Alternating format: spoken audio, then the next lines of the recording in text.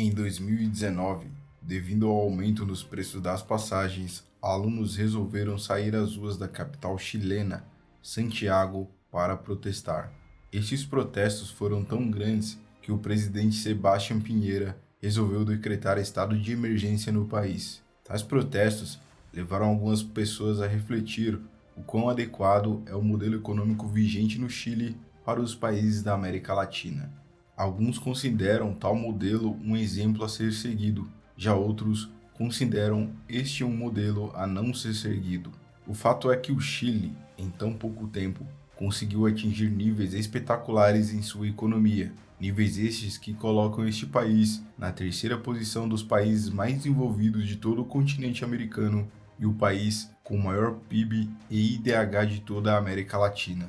O Chile conta com reservas enormes de cobre e é o principal produtor e exportador deste material no mundo todo, e este é um dos principais fatores da economia desse país. Como o Chile conseguiu se desenvolver tanto, mesmo inserindo em um ambiente em que outros países ao redor dele não são tão desenvolvidos? É isso que nós veremos nesse vídeo. Ainda na década de 70, com o andamento da Guerra Fria, duas grandes potências lutam uma contra a outra pela hegemonia e influência mundial: Estados Unidos e União Soviética. Com o decorrer da Guerra Fria, muitos países adotaram o modelo econômico socialista e muitos adotaram o modelo capitalista. Até então, nenhum país havia se tornado socialista por intermédio de votos, além do Chile, que em 1970 elegeu Salvador Allende, membro do Partido Socialista, como presidente de maneira totalmente democrática, sem a necessidade de nenhum tipo de conflito armado.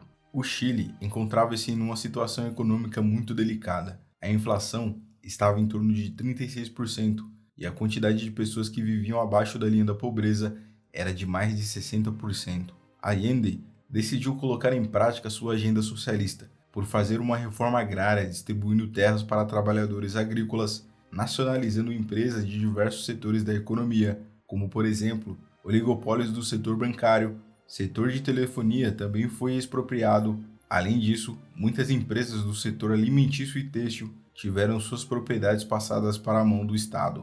No começo, tais reformas tiveram êxito, visto que o aumento do setor industrial cresceu cerca de 12%. A inflação diminuiu de 36% para 22% e um crescimento de 8,5% no PIB. Porém, tais números não se mantiveram no ano seguinte.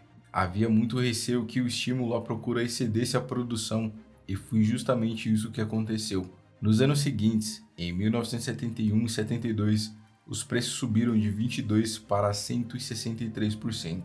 Isso levou à adoção de políticas de controle de preços no país e no controle de importações, a fim de combater a inflação. Tais medidas levaram muitos comerciantes a ficarem receosos com relação ao que poderia acontecer na economia do país. Isso forçou muitos deles a diminuir a produção, levando à escassez de produtos nas prateleiras e, além disso, devido às estatizações, muitos empresários se sentiram receosos quanto a investir no país. O descontrole da inflação e o desastre econômico se aproximando e ficando cada vez mais próximo de acontecer, levou o Chile a uma situação de polarização social, onde apoiadores do governo e opositores disputavam cada questão da sociedade chilena. Isso desencadeou uma série de manifestações em todo o país, manifestações essas que paralisaram o país inteiro.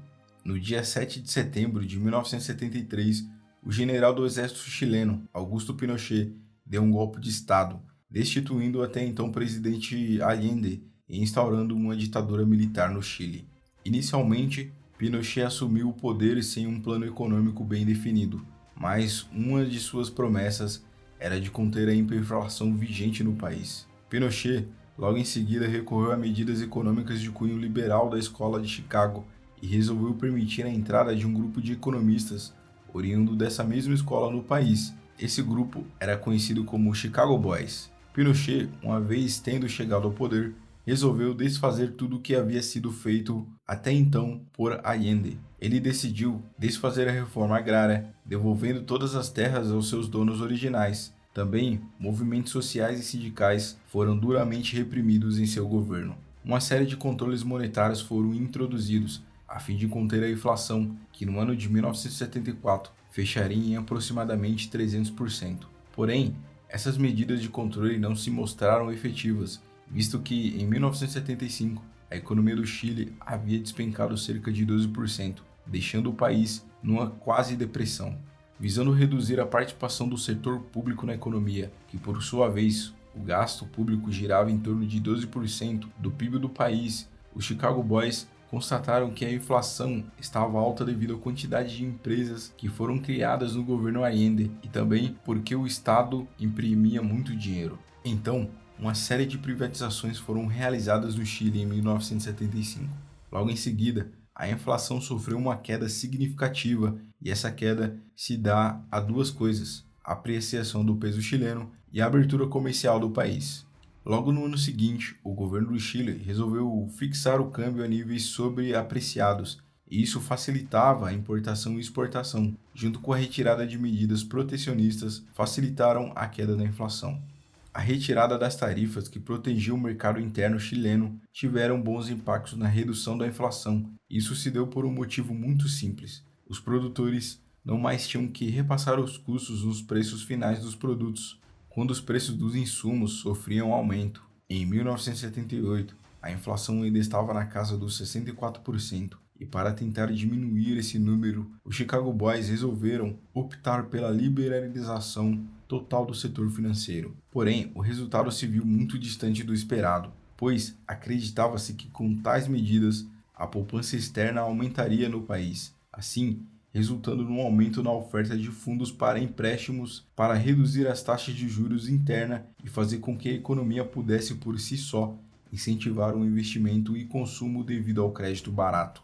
Tais medidas resultaram numa não equalização dos juros internos com os externos. Pelo contrário, os juros internos se tornaram mais caros do que os juros exteriores. Diante desse quadro de não participação do Estado na economia, a entrada de capital estrangeiro no Chile ficou a cargo apenas de grandes grupos nacionais privados, os quais destinavam todo esse crédito barato na fomentação do consumo, principalmente de artigos importados. Devido a tais acontecimentos, a iniciativa privada do país estava extremamente endividada no exterior e muitas empresas começaram a falir, em especial os bancos. O principal banco do país, o Banco do Chile, estava insolvente. O Chile entrou novamente em uma recessão e em 1982 o PIB do país teve uma queda de 14%.